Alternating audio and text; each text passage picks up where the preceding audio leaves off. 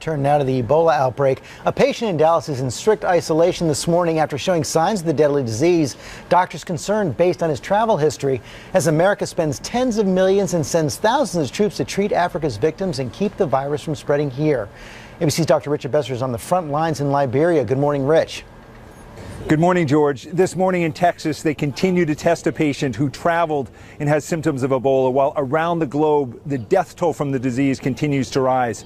The CDC now says this is their largest international outbreak response in their history. I got an exclusive tour of this Ebola isolation unit here in Liberia, where more patients are surviving than ever.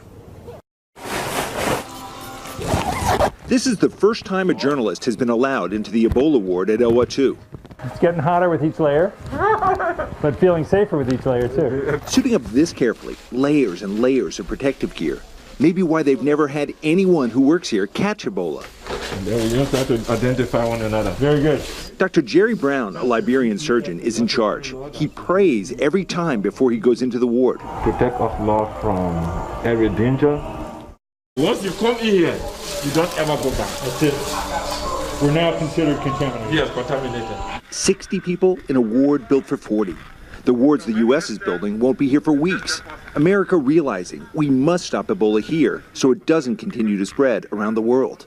My head tells me I'm protected from the body fluids that would transmit Ebola, but my heart pounds anyway. Ravi is a 26-year-old who caught the virus from his roommate and feels that Dr. Brown saved him. No, Ravi, I'm not good. He gave you life.